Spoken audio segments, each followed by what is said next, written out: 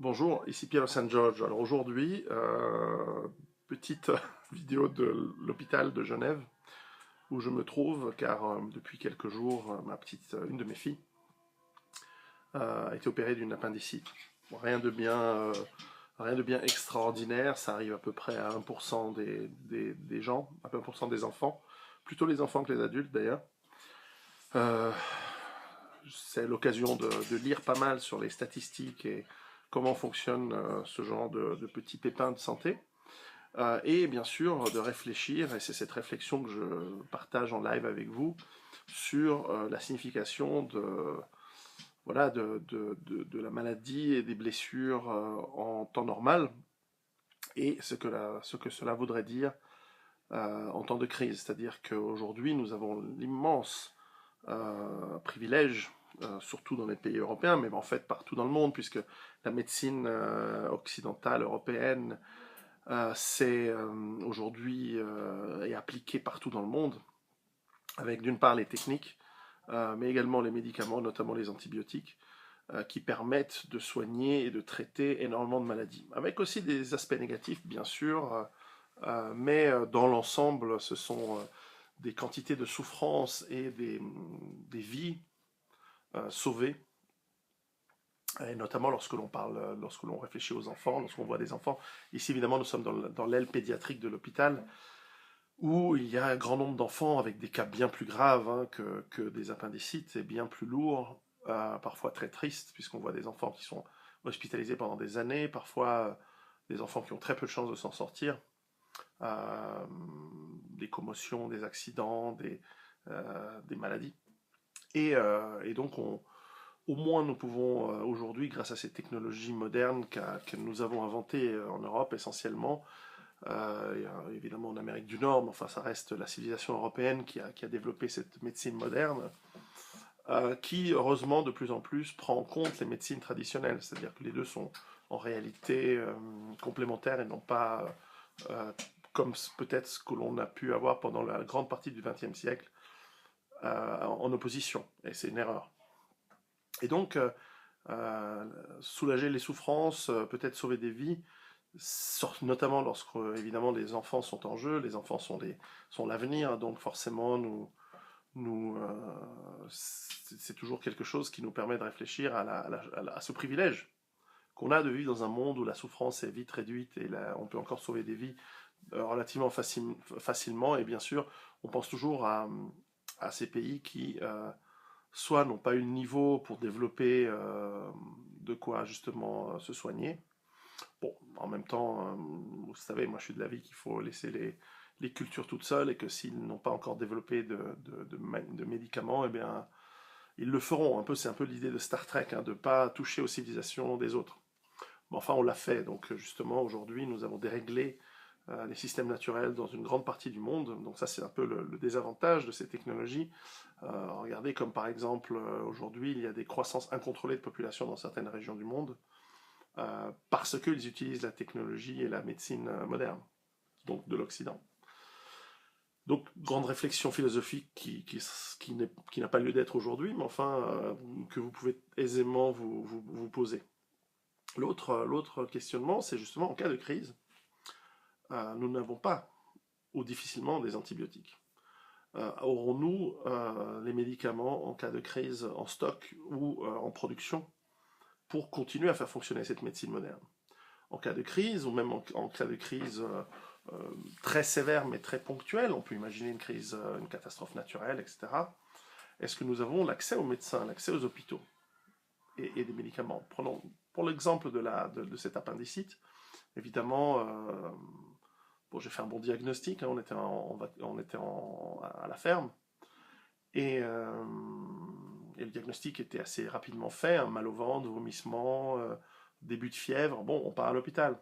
Et très vite, de manière précoce, c'est traité, c'est-à-dire antibiotiques, petite opération. Alors, c'est pas une opération simple, mais c'est une opération courante, donc les médecins, les chirurgiens savent faire très très bien. On sort, on fait cette ablation de l'appendice, et ensuite, il y a quelques jours, voire une semaine, s'il n'y a pas de complications, il semble qu'il n'y en ait pas, c'est vite, le patient se remet vite sur pied. Et il y a très peu de risques d'infection grâce justement à ces antibiotiques. Mais si tout cela n'était pas disponible, je vous dis pas, je me suis posé la question, je me suis dit, mais si j'aurais dû la travailler, opérer tout seul? Alors il se trouve que j'ai des antibiotiques en stock chez moi, évidemment. Mais est-ce que j'en ai en quantité suffisante? Probablement. Mais ensuite,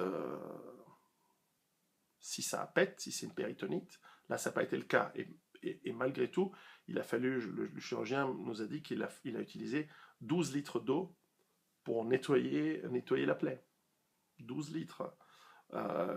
Et c'est vrai que c'est complètement lourd. Alors j'ai beau avoir lu des livres de médecine, et d'ailleurs j'ai vérifié qu'effectivement dans mes livres, notamment dans Survivre à l'effondrement économique et dans Rue Barbare, la partie médecine, elle est évidemment elle est sommaire, et elle pointe vers d'autres livres et d'autres techniques et d'autres endroits où on peut en apprendre plus. Mais je ne me berce pas d'illusions, comme je le dis à mes lecteurs, ne vous bercez pas d'illusions, l'aspect médecine fonctionne pour la bobologie, pour la prévention, pour les soins, pour des choses simples, des blessures simples. Mais dès qu'il s'agit de blessures complexes, ou même de certaines maladies, dans NRBC, on parle beaucoup de maladies très lourdes, hein, on parle de choléra, de typhus, etc. Si vous n'avez pas les bons réflexes d'abord, mais ensuite aussi les bons traitements, les bons soins, éventuellement les bons médicaments, ça devient extrêmement difficile. Et la médecine par les plantes, la médecine homéopathique, dans des cas très lourds, elle est insuffisante. Elle est clairement insuffisante. Et donc, la question qui se pose toujours, c'est se dire, est-ce que nous allons, si nous sommes confrontés à des situations difficiles, notamment dans des problèmes médicaux, est-ce que nous sommes capables de traiter tout cela de manière efficace? Et la réponse est probablement non. Et donc, et c'est là la conclusion qu'il faut en tirer, c'est que oui, il faut se préparer, il faut stocker des outils, il faut apprendre à faire les diagnostics, il faut stocker et avoir avec une certaine rotation des médicaments, surtout si nous avons identifié des maladies que nous avons déjà aujourd'hui, des maladies chroniques. J'en ai déjà parlé dans plusieurs vidéos, et clairement, je vous encourage à lire mes livres pour en savoir un petit peu plus. Encore une fois, dans la partie médicale, c'est un point de départ pour aller ensuite en apprendre plus ailleurs. Et c'est très bien de connaître aussi dans son entourage et dans le quartier où on vit, dans les villages où l'on va vivre, autour de ces bases autonomes durables, de connaître les gens qui sont dans le monde médical, qui travaillent dans ce milieu-là, infirmiers, infirmières, docteurs, même vétérinaires. Hein. Le vétérinaire peut travailler l'humain si nécessaire et en cas d'urgence. Ça, c'est pas exactement la même chose, mais il est quand même passé par une partie de tronc commun d'études et de pratiques qui lui permettrait de travailler pas mal. Le deuxième point, aussi important, c'est de faire en sorte que notre civilisation ne s'effondre pas au point où nous perdions cette technologie, ces connaissances, et donc que l'on retrouve ce monde de souffrance et de mort, qui est le monde d'avant la médecine occidentale, qui est récente. Hein. Je voyais l'appendicite, qui est quelque chose d'assez relativement simple et facile à comprendre. Par l'observation, on peut comprendre que si on a mal au ventre, c'est quelque chose à l'intérieur qui va mal, etc. Que même sans avoir la théorie des germes à l'époque, eh bien, je crois que c'est 1754, je crois que c'est en Angleterre, on a opéré la première fois, ou était-ce un Français, je ne me souviens plus. Enfin voilà, en Europe, c'est en 1754 qu'on a traité l'appendice. Est-ce que dans des civilisations anciennes, avancées, comme les civilisations romaines, égyptiennes, ou celles qu'il y a eu avant, est-ce qu'on a su traiter ce genre de maladie? Difficile à savoir. J'ai pas poussé les recherches encore dans ce domaine-là. Mais enfin, depuis 1750, en gros, ça fait presque 2 siècles et demi, on essaie de traiter l'appendice, mais sur ces 2 siècles et demi, il n'y a que depuis 1 siècle qu'on a des anesthésiants, et surtout, il n'y a que depuis 80 ans qu'on a des antibiotiques. Donc, ils ont dû déguster hein, avant. Et puis, la plupart des gens qui avaient ce genre de maladie, eh bien, si ça ne se résorbait pas de manière naturelle, ce qui est en fait la majorité des cas, eh bien, ça fait une septicémie, ça fait d'appendicite, péritonite, septicémie, et une très forte chance de mourir. Donc c'est lourd, et c'est quelque chose qui arrive aux enfants. Alors, petite parenthèse, moi quand j'étais petit, on me disait que l'appendice ne servait à rien, et que c'est une sorte de vestige d'un deuxième estomac, ou d'une partie de notre tube digestif ancien. C'est faux, aujourd'hui on sait que l'appendice sert Alors évidemment, on peut vivre sans, c'est comme les amygdales, on peut vivre sans, mais enfin, elles sont plutôt pratiques, et donc c'est bien de les garder. Et donc tout ça pour dire que nous devons bien sûr nous former, nous préparer, mais nous devons aussi préserver notre civilisation, au moins faire en sorte que si ça s'effondre, que ça ne s'effondre pas au point de perdre tout cela. Et vous savez ce qu'il faut faire pour ça. C'est faire en sorte que nous gardions une cohésion. Et donc, malheureusement, vous savez, je le disais depuis le début, depuis 5 ans maintenant, je le dis, je ne fais pas de politique et je ne veux surtout pas en faire. D'ailleurs, je persiste dans cela. Mais en revanche, nous devons influencer autour de nous pour mettre en place des politiques qui réduisent le risque de chaos. Et vous savez très bien de quoi on parle quand on parle de cela. Ce sont des politiques liées à l'homogénéité de nos sociétés, liées à l'intelligence et l'éducation des gens, qui en font partie, et liées au modèle économique, performant ou non. Et celui d'aujourd'hui donne l'illusion d'être performant, mais en réalité il ne l'est pas, parce qu'il n'est pas pérenne. Au contraire, il fragilise nos sociétés. Et donc, œuvrer pour ce qui solidifie nos sociétés. Alors évidemment, vous allez être traité de facho, hein, même si, en ce qui me concerne, je suis pour la liberté, et que je suis pour des systèmes économiques basés sur la liberté. Dès qu'on va à l'encontre du système actuel, vous allez être traité d'extrémiste. D'abord, ça commence par sulfureux, ensuite extrémiste, ensuite facho, puis ensuite naziste, ce qui ne veut rien dire donc. Et donc, ça veut dire que bientôt, nous allons tous être dans ces catégories, et ce sera la majorité de la population. Et donc, nous allons gagner, évidemment, parce qu'il n'y aura que nous qui resterons. Mais enfin, essayons raisonnablement de faire en sorte que ça ne se viande pas, au point où on perde toute cette belle technologie et ces belles connaissances. Donc voilà, ça fait aussi partie de la préparation, je l'ai toujours écrit, j'ai toujours dit, c'est dans le chapitre sur les connaissances et le lien social dans mes livres. Voilà, donc petit topo.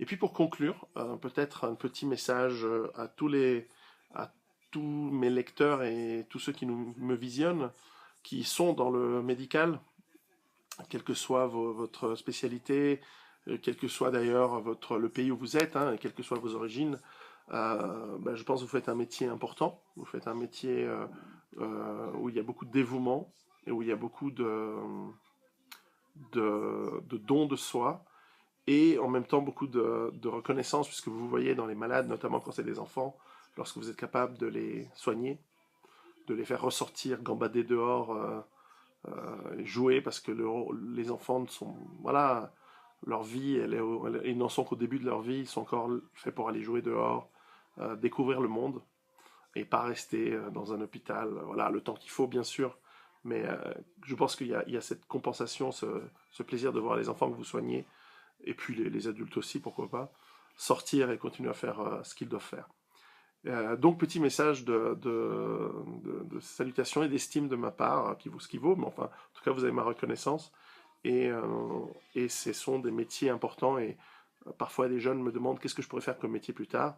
Eh bien, si tu as le moyen intellectuel et aussi une certaine capacité à tenir le coup, parce que ce sont des métiers assez difficiles, en termes d'horaire, en termes aussi de... Par exemple, si on ne supporte pas le sang, c'est difficile d'être chirurgien, par exemple. Il y a des gens qui ont la phobie du sang. Mais enfin, si vous pouvez, ce sont des métiers importants. Alors, il faut savoir que dans la médecine, en général, par exemple, docteur, c'est en moyenne, il faut un minimum de 105 de QI. 105, c'est pas beaucoup, ça va. Mais enfin, voilà. Et puis donc, et au-dessus pour des métiers plus spécialisés, et en dessous aussi. Donc, ça veut dire que si vous êtes plutôt intelligent, c'est des chouettes métiers. C'est des chouettes métiers à faire. C'est des chouettes métiers à entreprendre, et qui pourront servir et qui seront toujours demandés. Donc c'est aussi des métiers où il n'y a pas de chômage, où il n'y a pas de crise. Alors évidemment, si vous choisissez lettres ou à l'université, là vous aurez du chômage, oui. Voire personne ne vous embauchera jamais pour toujours. En revanche, dans la médecine, dans les soins, là, il y a du boulot, que ce soit un effondrement économique ou pas. Si ça reste normal, eh bien, c'est plutôt des métiers qui continuent à exister. Voilà, donc mon estime et mes remerciements à tous les personnels soignants qui se dévouent à travers le monde, à travers nos pays, et particulièrement chez moi en Suisse, pour le soin des gens et des malades et des enfants. Profitez aussi de travailler la prévention, ça se fait de plus en plus, tant mieux. Justement, cette médecine traditionnelle et médecine moderne qui commencent à travailler de plus en plus ensemble, je crois que c'est une sagesse de travailler comme ça. Et puis, ben voilà, et puis merci pour tout, et puis préparez-vous. Ciao!